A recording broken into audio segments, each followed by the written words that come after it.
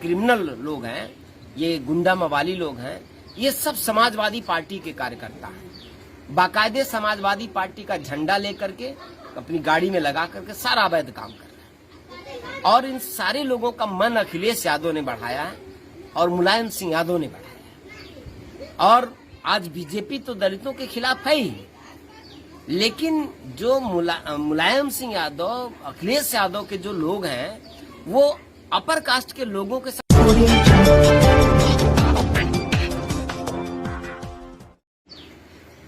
बहुत ही एक दुखद घटनाक्रम है, जो मैं उस घटनाक्रम की पूरी जानकारी आपको देना चाहता हूँ। अभी मैं बड़हलगंज थाना के अंतर्गत गोरखपुर जिला में है ग्राम रुदौली, जहां पर एक दलित समाज के व्यक्ति की दिन दहाड़े गोली मारकर के हत्या कर दिया गया है। मैं उस गांव में पीड़ित परिवार से मिलने अभी गया था और मैं वहां से आया हूं। बगल की ग्राम सभा है, गढ़ही ग्राम सभा है, और हमारे बहुत ही बड़े भाई हैं और अंबेडकर जन मोर्चा के प्रदेश के महासचिव हैं आदरणीय लालजी प्रसाद जी के घर पर हम हैं। साथ में हमारे श्रवण शर्मा साहब मंडल अध्यक्ष जी हैं और जिला अध्यक्ष जी राजेंद्र प्रसाद जी हैं, गामा चाचा हैं और बहुत सारे लोग हैं हमारे साथ। और अभी हम लोग गए थे उस रुदौली गांव में, जहां पर दलित समाज के उस व्यक्ति की हत्या की गई, उस घटनाक्रम को समझने गए थे। और जब वहां गया तो कलेजा फटने लगा। जिस व्यक्ति की दिन दहाड़े हत्या हुई है, उनके 4 बच्चे हैं और चारों बच्चे अभी तक अविवाहित हैं। एक बेटा, 3 बेटियां हैं, अभी पढ़ाई कर रहे थे। और जो हत्या हुई एक मामूली सी बात पर हुई, वो बात मामूली भी नहीं है। और जाति जहर जिनके दिमाग में भरा हुआ है, ये जाति जहर जो घृणा है दलितों के प्रति में, जो तमाम लोग, उनका जो ये जहर है, ये घटनाक्रम ये बताता है कि समाज में जाति का जहर कितना घिनौने रूप से कायम है। दलित बस्ती थी, दलित बस्ती के बगल में जो अवैध खनन करने वाले लोग थे, और ये खास करके मैं कल भी बता रहा था, ये सब जो अवैध खनन करने वाले लोग हैं, क्रिमिनल लोग हैं, ये गुंडा मवाली लोग हैं, ये सब समाजवादी पार्टी के कार्यकर्ता हैं।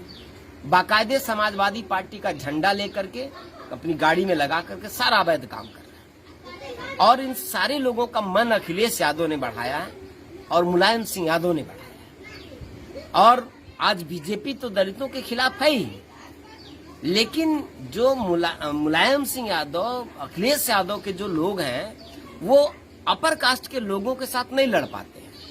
अपर कास्ट से जब लड़ाई होती है तो वो पूछ दबा करके, दुम दबा के भागने लगते। कई ऐसी घटनाएं हुई हैं पीछे। लेकिन दलितों के ऊपर अत्याचार करने में अखिलेश यादव के जो क्रिमिनल्स गुंडे हैं, जो उनके कार्यकर्ता हैं, दलितों का दमन खूब करना चाहते हैं।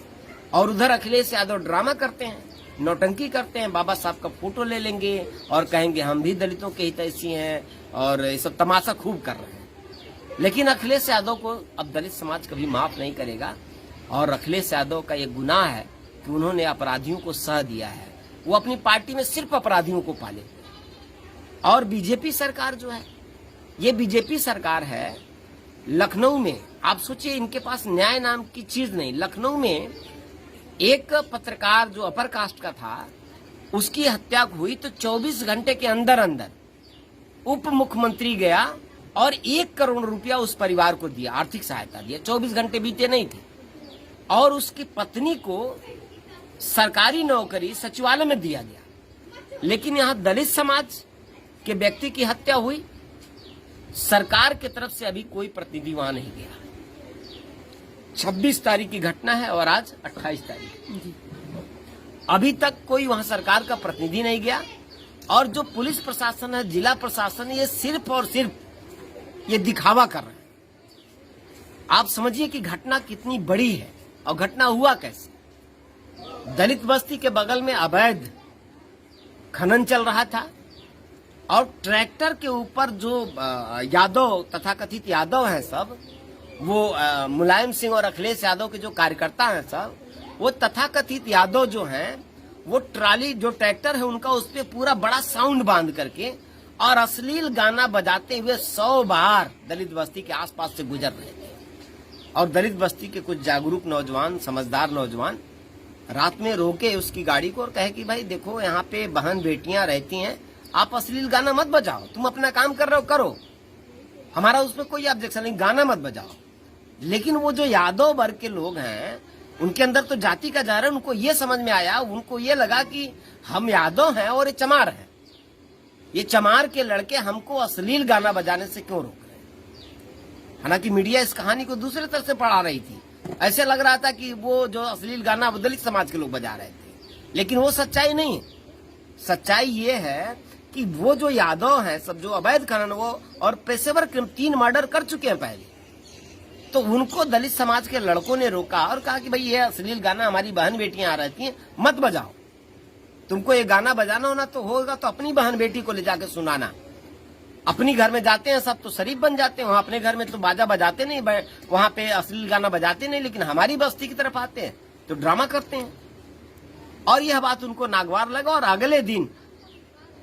अगले दिन वो सब पूरी तैयारी से, यादव जो है पूरी तैयारी के साथ 4 ट्राली आदमी बैठ के भर के सवेरे 4 ट्राली आदमी भर करके पूरा और 2 बोलेरो जीप लेकर के और 8-10 मोटरसाइकिलों पे सारे वो यादव वर्ग के वो जो आपराधिक प्रवृत्ति के लोग हैं और उनके और कुछ सहयोगी हैं, वो पूरा एकदम ट्राली में भर करके आए और उस दलित बस्ती को घेर लिए और पूरा हथियारों से लैस होकर के, जैसे बिल्कुल कानून का खौफ नहीं उनको और किसी भी तरह का उनको डर नहीं, और आते हैं और उनके दरवाजे पे, दलितों के दरवाजे पे चढ़ करके पहले तो गालियां देते हैं, अभद्र गालियां देते हैं और तमाम बदतमीजियां करते हैं और सीधे उस आदमी को जो दलित समाज का व्यक्ति है उसको सीधे गोली मार देते, गोली चलाते, फायरिंग, अंधाधुंध फायरिंग करते हैं, जिसमें 1 आदमी की मौत होती है और 4 लोग घायल हो जाते हैं। अब हम लोग आज गए थे, पुलिस प्रशासन एकदम बिल्कुल सुस्त पड़ी है। भाई आप योगी आदित्यनाथ जी की सरकार चल रही है और योगी आदित्यनाथ जी बुलडोजर के लिए बड़े फेमस हैं।